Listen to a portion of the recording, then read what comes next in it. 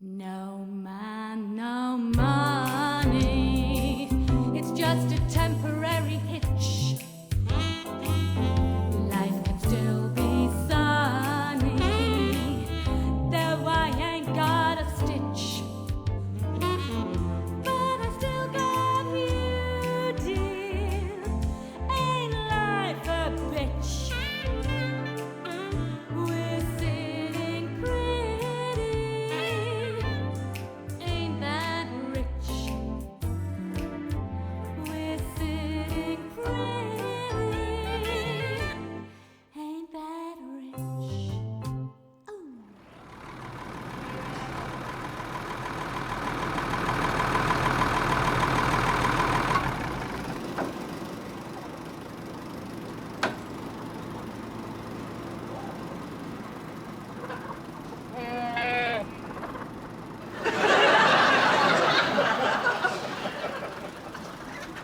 Where's Tiffany this morning? She's had to go to a medical seminar. Oh, poor little love. What's wrong? Eh? Ah, don't tell me, Kit. It's most probably personal. Women's problem. Yeah, that's about it, George.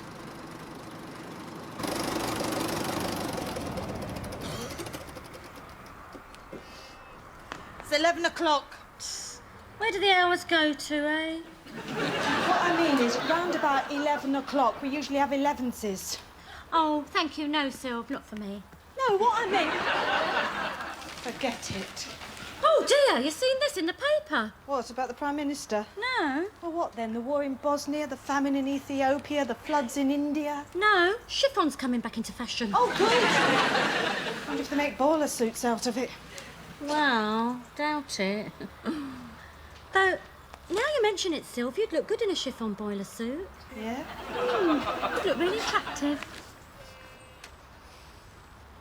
Annie? Man made a pass at me this morning. No. Honest. I was in the village getting some brake fluid. I don't know who he was. I've never seen him before.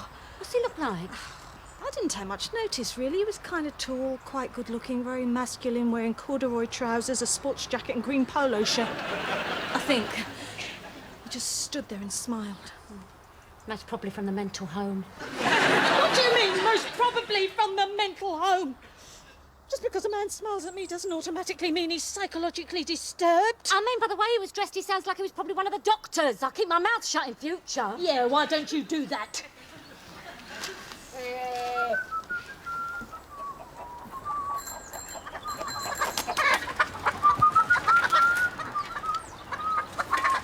Morning, Eric.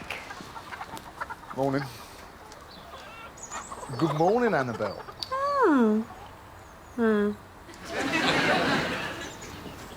Fancy a cup of coffee, Eric? I was just about to make some. Not for me. I've got a lot on today. Right, let's see what you've got here. Advert, bump, junk, free offer, free loan, win holiday, win a car, sun bingo, mirror bingo, star bingo, and a circular from the Liberal Party. There's one here for you, George. It's from the hospital. Oh, I wonder what that's all about. Probably a get well soon card. There's a registered one here for Annabelle. Do you want me to sign for it? No. Annabelle, would you sign for this, please?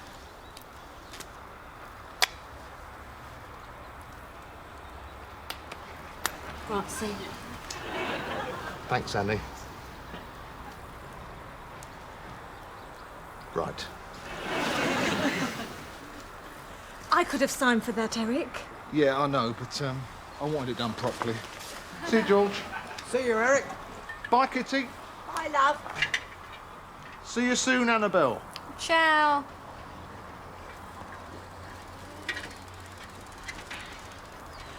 Bye, Eric.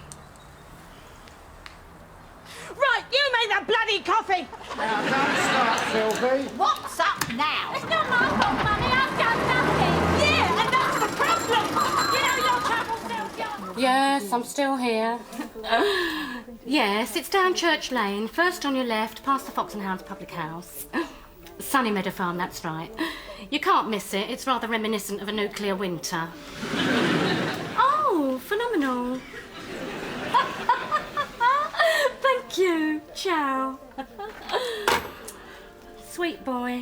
Hi, Mummy. Hi, Dumpling, you're early. Nice seminar. Oh, yeah, it was really interesting. We were discussing the generic implications and comparisons between 19th century opium addiction and modern day drug abuse. Aww. Isn't it just a letter? Oh, it's from one of them credit card companies. They're always writing to me, too. Have this card, have that card. Oh, this is different. They want mine back. Oh, the bank haven't paid my direct debit for the past 3 months. All because I'm £4,000 overdrawn. It's so annoying. You'd think a bank would manage its affairs a bit better, wouldn't you? It's not the first time they've done this either. Of course, in the past, my Boris would have sorted it all out for me, but he's not with me anymore. It's my gold card as well.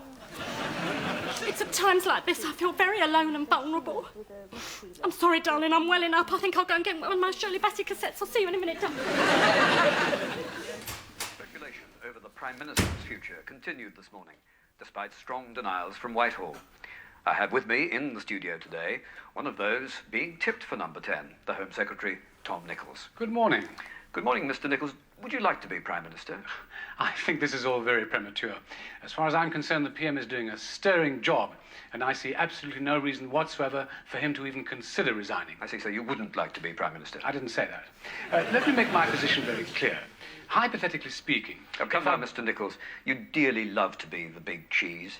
And according to recent popularity polls, you've been a favourite for the job ever since your moral restoration speech of a few months ago. Now, this is unfair. You're trying to make that speech sound like some sort of messianic prophecy. But when I made the speech... Forgive me, Home Secretary, you have rather captured the moral high ground. If you were to become leader, would you actually be able to bring about this moral reformation? Britain has the highest divorce rate in the European community and the largest number of one-parent families. Now, as Home Secretary, or in whichever capacity my party asks me to serve, I intend to do my utmost to reverse this trend and bring back the old-fashioned principles of responsibility and faithfulness. But you're a happily married man, Mr. Nichols. Do you not believe that you're one of the lucky ones? No, I do not. And if you knew my wife, you would understand why I say this. One, like myself, has always strongly believed that marriage and the family unit is not an hello, unassailable darling. state. I didn't know you was cast in home. steel and wrapped in velvet. How was your seminar? It's a living and developing thing. In other It's words, boring. it has to be worked Oh, never mind. out. Marjorie and I have worked hard at making our success. Hi, Mummy. How's Sylvie now? Still in a mood? Oh, I think it's sad. The puggled brain of the old hippie. Coffee yet? I'm still in the process. I bet Jerry Hall isn't making coffee for everybody. I bet her little lady's doing it for her. We'll have to get a little lady. They can't cost that much these days. Have you seen this in the local paper? The police reckon that a strange man has been seen creeping around this area. A short, tubby, bald fella. Oh, well, I hope you meet him, Sylvie. Might smile at you as well. What happened to the coffee? Mummy's still making it. Still making it? We're supposed to be having it for 11s. It's almost lunchtime now. Well, it took me a while to figure out how the percolator worked. Percolator? You're making it in a percolator? We always have instant, love. Ugh, no. Real coffee should be made in a proper percolator with quality coffee beans. I didn't know we had a percolator. No, it's mine. I sneaked it out of my big house before the bailiffs could get their grubby little hands on it. Didn't know we had any coffee beans either. You haven't, that's why it's taking so long. What are you doing? Growing them? No, I just phoned through to that little coffee shop in Bromley. They're delivering £1. You're waiting for a delivery? I don't believe it. It's only a cup of coffee, love. Oh, there is no such thing as only a cup of coffee, Mummy. Coffee should be an experience. It's not just the flavour, it's the aroma as well. It's reminiscent of dusk in Copacabana, Rio at carnival time, breakfast in New Orleans. New Orleans and Copacabana, we just want to drink the stuff, not go on a trip. Oh, she's changed her tune, ain't she? Miss Sugarlump 1969 went on more trips than a down air stewardess. I'm going to the pub to have a ploughman's. A ploughman's what?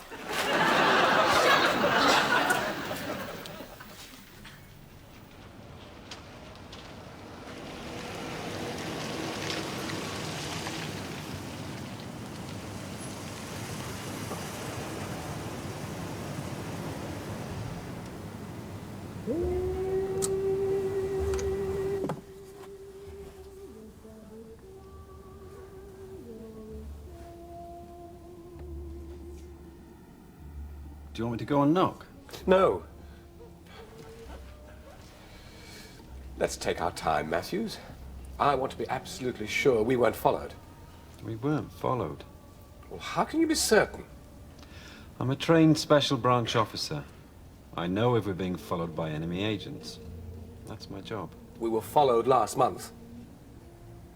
That was your wife.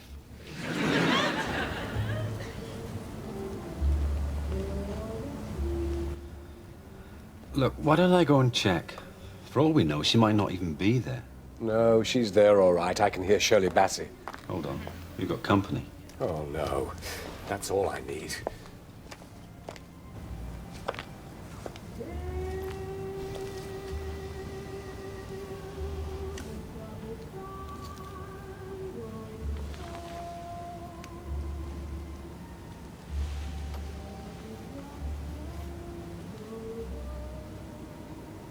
Well, say something, dickhead.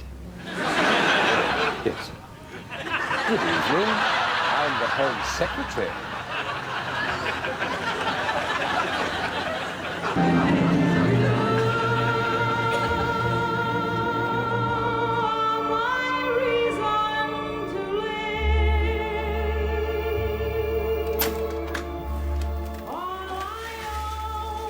Where is everyone? Nanny and Grandad have gone to bingo, and Aunt Sylvie's gone out somewhere. She wouldn't say where she was going, but she was all dressed up, and she borrowed a squirt of my Amarige de Givenchy, so it must be a date. With? Most probably Postman Pratt. Get that, would you, sugar? Mummy, I'm trying to get my things ready for work. Can't you answer it? Tiffany, nails, varnish, comprendi? But he might be a man. Oh, hurry up then. No, Aunt Sylvie said a strange man had been seen in the area. Strange man. He'd have to be from another planet to come to this place. Hurry up, darling. There's nothing to worry about.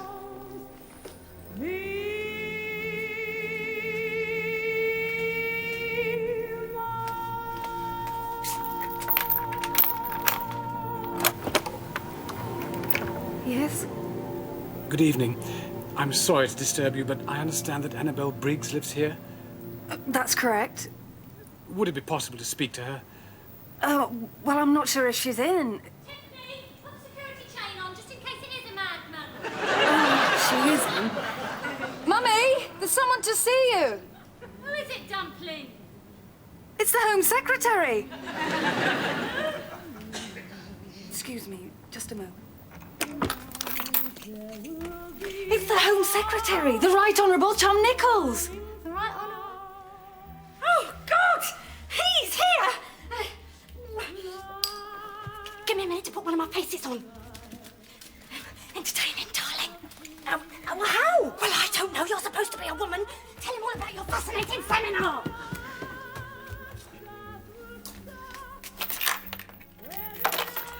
Would you like to come in? You know who I am? Yes, I recognise you from the TV. Yes. I have to emphasize this as an unofficial visit. Oh, so it's social? Good God, no. Just unofficial. Can I get you a drink? Oh, no. I never drink when on duty, which in my case is virtually always. You must meet some very interesting people in your job. Yes. The most influential people in the world. And, of course, our own Prime Minister. Annabel. Tommy. You're looking... well... Oh, thank you. Allow me to introduce you formally. This is my daughter Tiffany from a previous relationship. And may I just say, so that you are under no misapprehensions, she is a nurse. Oh, yes, I gathered. It's just that there are women who wear uniforms for reasons best known to themselves that they are not entitled to wear. I think you know what I mean, Tommy. Good, that's settled. Phenomenal. Would you like a drink? Yes, please. Tiffany, a brandy and Coke, please, for Tommy, and I'll have my usual, please, darling.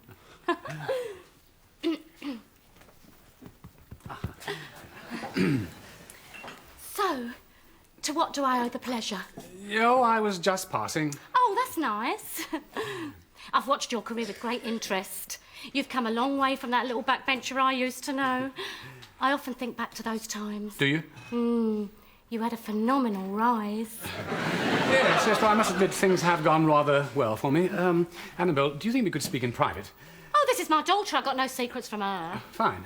Actually, what I wanted to talk to you about was the past, when you and I were, you know... Tiffany, would you leave us, please, darling? Yes, of course. I've got to go to work now, anyway. Nice to have met you, Home Secretary. Oh, and you. And I'd be grateful if you didn't tell anyone about this. No, of course not. I mean, what's to tell? Bye. Ciao, Dumpling. Shall I put some Shirley Bassey on? No, no. Annabelle, we have to talk. As everyone in the country is aware, there are strong rumours that the Prime Minister is about to resign.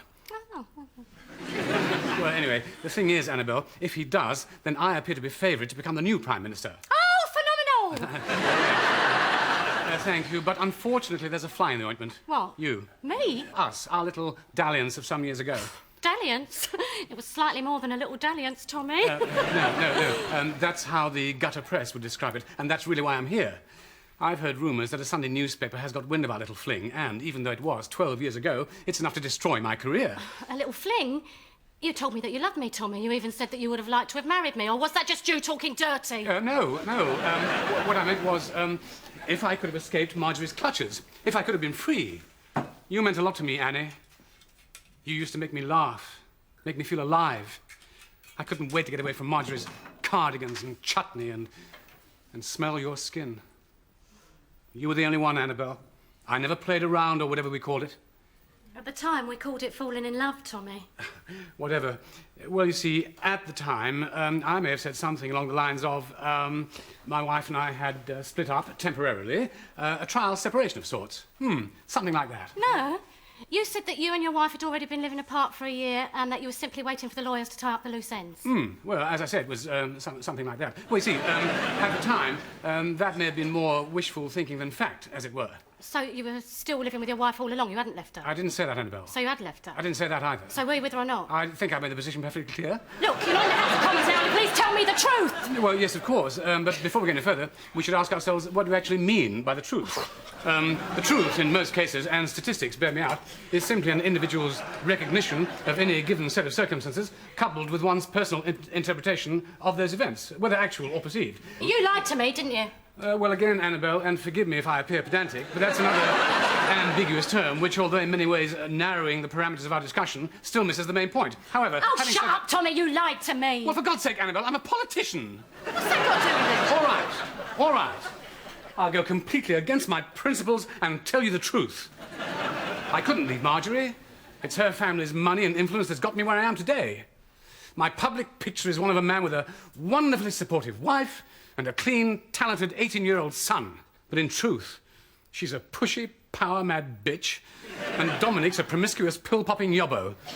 A walking advertisement for the pro-abortion lobby. I was trapped, Annabelle. I was a prisoner, body and soul. Naturally, I couldn't tell you. Why not? Because you would have worried. And I couldn't stand the thought of you worrying. Oh, that was sweet of you. I can't change the way I'm made. Oh. Look, if the press do talk to me, I promise you I won't say a word. I know you won't, and I trust you, but they can be very persuasive. They'll offer you money. These people have no scruples. Now, I'd like to protect you from temptation. I'd like to give you £10,000. £10,000? All you have to do is sign a contract which guarantees your silence and return certain photographs. What photographs? We had some photos taken, remember? Oh, yeah, there were one or two. I think they're hanging around here somewhere. You've left them hanging round? Well, I'd like you to find them and return them to me, along with the negatives. Would you do that, Annabelle? £10,000? Yeah, I'll have a look for them. And it's not the money, Tommy. I know. Thank you. My secretary will call you. We'll meet for lunch next week and do the exchange. You can come to the Commons restaurant. Oh. I'll say you're a researcher or one of my constituents. No cameras there, Annie. Only security cameras. Tommy, was I really the only one? Yes. You were my one and only moral lapse. Oh, thank you. I suppose if things hadn't been the way they were, they would have been different. I'm sorry, how do you mean? Well, I mean, if things had worked out for you and me, I could have been the Prime Minister's wife. Can you imagine that? That would have been quite something, wouldn't it? Phenomenal. Right away, sir. Okay.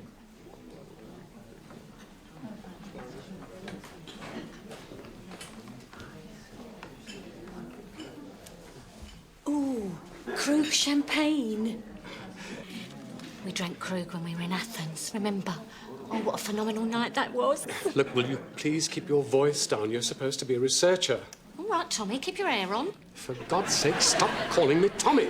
Oh, hello, Charles. How are you? Very well, and yourself? Oh, not too bad, thanks. My leading researcher. Hi. Nice to meet you. We've been given a nod to him. Really? He's resigning? Official announcements tomorrow. It's a two-horse race, just you and Ken, and his support's falling. We'll talk later. Does that mean you'll be the new Prime Minister? Yes, I think it does. Ooh, Tommy. Sign this.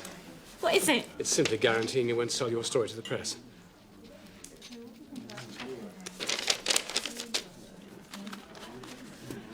Did you bring the photographs? Yes, I got them here.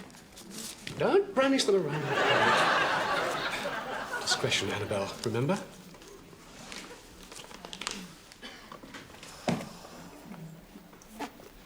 What's that on my leg? It's the money. Pass your envelope underneath. Here, take it. Where is it? To the right. No, my right. I can't feel it. You grab mine first. So where is it, for God's sake?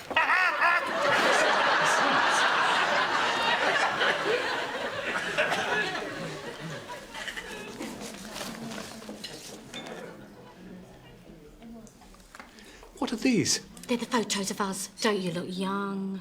But these aren't the ones. I mean, look. Me at Ascot with, well, I don't know, some friends. And you're right at the back. You're miles away from me. You didn't want me anywhere near you when photos were being taken. This is me arriving at the Royal Opera House. You're not even in this one. No, I was taking the photo. And this is it? This is what you brought? This is hardly what you call damning evidence, Annabelle. I mean, for God's sake, we're not even together in any of these. Where are the other photos? These are the only ones I've got, Tommy. What photos are you talking about? Don't play games with me, Annabelle. The photos we took in Hong Kong. You just bought a camera with a self-timer. We got a bit drunk and took some silly snaps, remember? Oh. I'm afraid I can't let you have those photos, Tom. Well, why not? Because I've never ever been to Hong Kong. Yes, you have. We booked into the Mandarin Hotel overlooking the... Oh, my God, it wasn't you. It was... Oh, hell. Look, I'm sorry, Annabelle. You'll have to excuse me. I have some rather urgent business to attend to.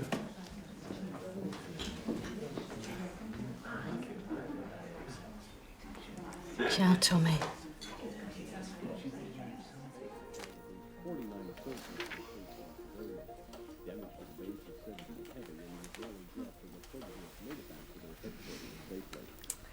Do you want a cup of coffee, Sylv?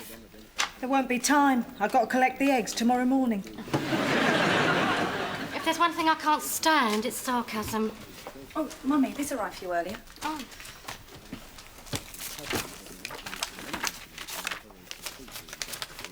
Oh, he's come back! Who has?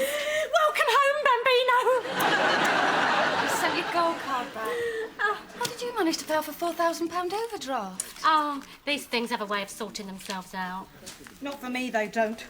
Still, the heavens will move for you if you tickle them in the right spot, won't they? Oh, come on, Sylv, lighten up.